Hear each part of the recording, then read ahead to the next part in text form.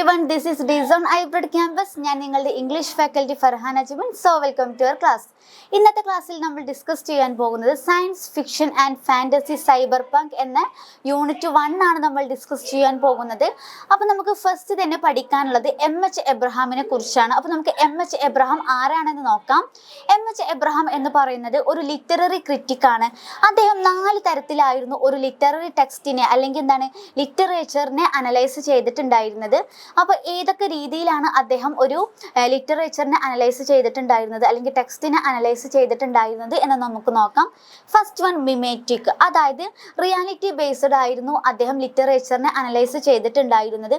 എങ്ങനെയാണ് ഈ ഒരു ലിറ്ററേച്ചർ അല്ലെങ്കിൽ ഈ ഒരു ടെക്സ്റ്റ് നമ്മുടെ ലൈഫിനെ എഫക്റ്റ് ചെയ്യുന്നത് എന്നുള്ള രീതിയിൽ അദ്ദേഹം അനലൈസ് ചെയ്തിട്ടുണ്ടായിരുന്നു. നെക്സ്റ്റ് വൺ പ്രാഗ്മാറ്റിക് ആണ്, അതായത് ഓഡിയൻസിനെ എങ്ങനെയാണ് ഒരു സ്റ്റോറി ഓഡിയൻസിനെ എഫക്റ്റ് ചെയ്യുന്നത് അല്ലെങ്കിൽ ഓഡിയൻസിൽ ഇൻഫ്ലുവൻസ് ഉണ്ടാക്കുന്നത് എങ്ങനെയാണ്. തേർഡ് വൺ എക്സ്പ്രസീവ് ആണ്, ഓതർ ഫോക്കസ്ഡ് ആണ്, എങ്ങനെയാണ് ഒരു റൈറ്ററിൻ്റെ ഇമോഷൻസും അതുപോലെ തന്നെ ഇൻറ്റൻഷൻസും ഒക്കെ ഒരു സ്റ്റോറിയിലൂടെ നമുക്ക് മുന്നിൽ റിവീൽ ചെയ്യാൻ കഴിയുന്നത് എന്നാണ്. ലാസ്റ്റ് വൺ ആണ് ഒബ്ജക്റ്റീവ്. ഒബ്ജക്റ്റീവ് എന്നുള്ളത് കൊണ്ട് ഉദ്ദേശിക്കുന്നത് ടെക്സ്റ്റ് ഫോക്കസ്ഡ് ആയിട്ടാണ് അദ്ദേഹം അനലൈസ് ചെയ്തിട്ടുണ്ടായിരുന്നത്. ഇങ്ങനെയുള്ള 4 രീതിയിലാണ് അദ്ദേഹം അനലൈസ് ചെയ്തിട്ടുണ്ടായിരുന്നത് ലിറ്ററേച്ചറിനെ.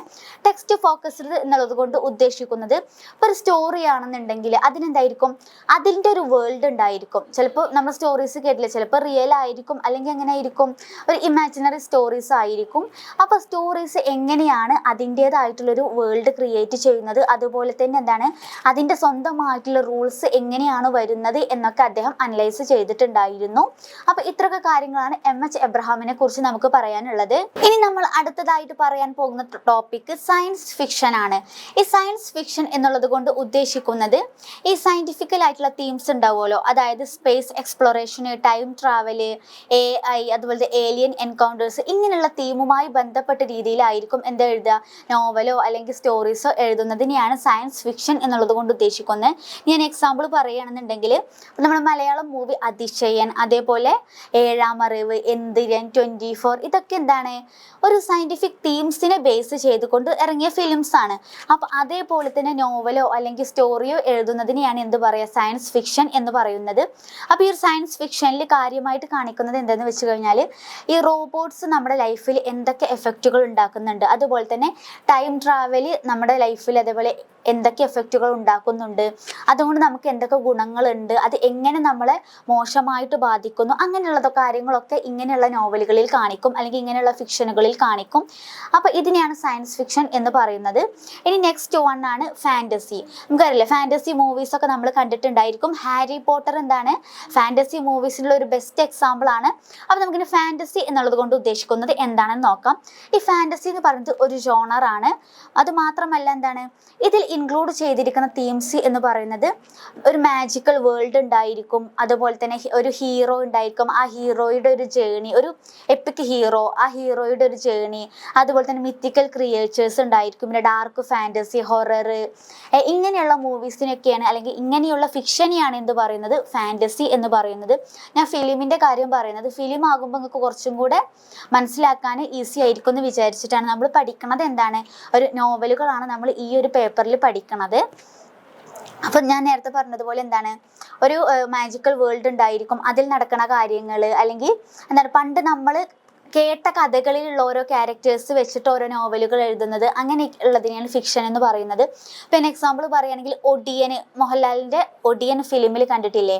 ഒടിയൻ എന്ന് പറഞ്ഞു കഴിഞ്ഞാൽ നമ്മളൊക്കെ ചെറുപ്പത്തിൽ നമ്മൾ കേട്ട് ഒരു കഥകളുള്ളത് നമ്മൾ ചില ആളുകൾ എന്ത് ചെയ്യുന്നുണ്ട്, അത് വിശ്വസിക്കണമുണ്ട്, അങ്ങനെ ഒടിയൻ ഉണ്ട് എന്നുള്ള രീതിയിൽ വിശ്വസിക്കണമുണ്ട്. അപ്പോൾ അത് ബേസ് ചെയ്തിട്ടുള്ള ഒരു ഫിലിമാണ് ഒടിയൻ എന്ന് പറയുന്നത്. അതുപോലെ അത്ഭുത ദ്വീപ്, അതുപോലെ വേറെ അതേപോലെ കുറേ ഫിലിംസൊക്കെ വന്നിട്ടുണ്ട്. അതേപോലെ തന്നെയാണ് പല നോവൽസും വന്നിട്ടുണ്ട് ഒരു ഫാൻറ്റസി ജോണറിൽ വരുന്നത്. അത് ഞാൻ നേരത്തെ പറഞ്ഞിട്ടുണ്ടായിരുന്നു, ഹാരി പോട്ടർ, പിന്നെ ഗെയിം ഓഫ് ത്രോൺസ്, ഇതൊക്കെ എന്തിൻ്റെ എക്സാമ്പിളാണ്, ഫാൻറ്റസിയുടെ എക്സാമ്പിൾ ആയിട്ട് വരുന്നതാണ്. ഇനി നമുക്ക് അടുത്തതായിട്ട് പറയാനുള്ള ടോപ്പിക്ക് പറയുന്നത് സയൻസ് ഫാൻറ്റസിയാണ്. അപ്പോൾ നമ്മൾ നേരത്തെ പറഞ്ഞിട്ടുണ്ടായിരുന്നു സയൻസ് ഫിക്ഷൻ എന്താണെന്ന് പറഞ്ഞിട്ടുണ്ടായിരുന്നു, അതുപോലെ ഫാൻറ്റസി എന്താണെന്ന് പറഞ്ഞിട്ടുണ്ടായിരുന്നു. ഈ സയൻസ് ഫാൻറ്റസി എന്ന് പറയുന്നത് ഒരു ഹൈബ്രിഡ് ജോണറാണ്. അതായത് സയൻസ് ഫിക്ഷൻ്റെ ഇലമെൻസും ഫാൻറ്റസിയുടെ ഇലമെൻസും കൂടെ ഇൻക്ലൂഡ് ചെയ്തിട്ട് വരുന്ന ഒരു ജോണറാണ് ഇത് പറയുന്നത് സയൻസ് ഫാൻറ്റസി എന്നുള്ളത് കൊണ്ട് ഉദ്ദേശിക്കുന്നത്. അതായത് ടെക്നോളജിയും അതുപോലെ തന്നെ എന്താണ് സൂപ്പർ നാച്ചുറൽ പവേഴ്സൊക്കെ മിക്സ് ആയിട്ടായിരിക്കും ഇങ്ങനെയുള്ള നോവലുകളിൽ വരുന്നത്. ഇപ്പം ഞാൻ എക്സാമ്പിൾ പറയുകയാണെന്നുണ്ടെങ്കിൽ ഇപ്പോൾ ഒരു ചെറിയ ആളുകളുള്ള ഇപ്പോൾ ഗളിവേഴ്സ് ട്രാവൽസിലൊക്കെ നിങ്ങൾ വായിച്ചിട്ടുണ്ടോ എന്ന് അറിയില്ല. ഗളിവേഴ്സ് ട്രാവൽസിലൊക്കെ എന്നിട്ട് ചെറിയ ഒരു മനുഷ്യന്മാരുള്ള ഒരു ഐലൻഡ് ഉണ്ട്. അപ്പം ആ ഐലൻഡിൽ തന്നെ എന്താണ് ടെക്നോളജി വന്നു കഴിഞ്ഞാൽ, അതായത് റോബോട്ട്സ് ഒക്കെ വന്നു കഴിഞ്ഞാൽ എന്തായിരിക്കും സംഭവിക്കുക, അങ്ങനെയുള്ള കാര്യങ്ങളൊക്കെ ഉണ്ടാവുമല്ലോ. അങ്ങനെ രണ്ടും കൂടെ മിക്സ് ചെയ്തിട്ട് വരുന്നൊരു ജോണറാണ് ഏത് പറയുന്നത് സയൻസ് ഫാൻറ്റസി എന്ന ജോണർ വരുന്നത്. നമുക്ക് അടുത്തതായിട്ട് പഠിക്കാനുള്ള ടോപ്പിക്കാണ് സൈബർ പങ്ക്. സൈബർ പങ്ക് എന്ന് പറയുന്നത് ഈ സയൻസ് ഫിക്ഷൻ്റെ ഒരു സബ് ജോണറായിട്ട് വരുന്നതാണ് സൈബർ പങ്ക് എന്ന് പറയുന്നത്. ഇതിൽ മെയിനായിട്ട് വരുന്നത് AI ഉണ്ടാവുമല്ലോ. AI നമ്മുടെ ലൈഫിൽ എത്രത്തോളം എഫക്റ്റ് ചെയ്തിട്ടുണ്ട്, ഇങ്ങനെയുള്ള കാര്യങ്ങളായിരിക്കും ഈ ഒരു സൈബർ പങ്ക് എന്ന് പറഞ്ഞ ഈ ഒരു സബ് ജോണറിൽ കാണിക്കുന്നത്.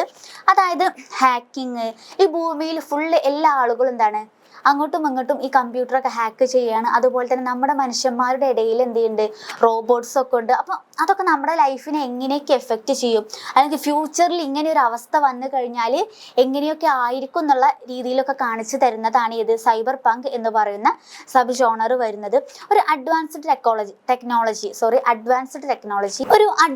ടെക്നോളജി ഉദാഹരണം പറയുകയാണെങ്കിൽ എന്താണ് AI ഒക്കെ വന്നു കഴിയുമ്പോൾ, അല്ലെങ്കിൽ AI ഇപ്പോൾ ഓൾറെഡി ഉണ്ട്, പക്ഷെ എന്നാലും ഇതിൻ്റെ അഡ്വാൻസ്ഡ് ലെവലിലേക്ക് എത്തിക്കഴിയുമ്പോൾ എന്തൊക്കെ കാര്യങ്ങളാണ് നമ്മുടെ ഭൂമിയിൽ സംഭവിക്കുക, ഇങ്ങനെയുള്ള കാര്യങ്ങളായിരിക്കും ഇതിലുണ്ടായിരിക്കുക, സൈബർ പങ്കിലുണ്ടായിരിക്കുക. അതുപോലെ തന്നെ ആ ഒരു നോവലിലോ അല്ലെങ്കിൽ ആ ഒരു ഇതിൽ ഫുൾ എന്തായിരിക്കും ആൻറ്റി ഹീറോസും അതുപോലെ എന്താണ് ഹാക്കേഴ്സും അങ്ങനെയുള്ളൊരു സ്ഥലത്തെ കാര്യങ്ങൾ കാണിക്കുക, അല്ലെങ്കിൽ അങ്ങനെയുള്ളൊരു സ്ഥലത്തെ കാര്യങ്ങൾ പറയുക, അങ്ങനെയുള്ള ക്യാരക്ടേഴ്സിനെ കാണിക്കുക. ഇതൊക്കെയാണ് ഏതിലുള്ളത്, സൈബർ പങ്കിലുള്ളത്. അപ്പോൾ ഇത്രയൊക്കെ കാര്യങ്ങളാണ് നമുക്ക് എന്താണ് യൂണിറ്റ് 1 പാർട്ട് 1 പറയാനുള്ളത്. ഞാൻ പാർട്ട് 2 വീണ്ടും വരുന്നതായിരിക്കും. Thank you.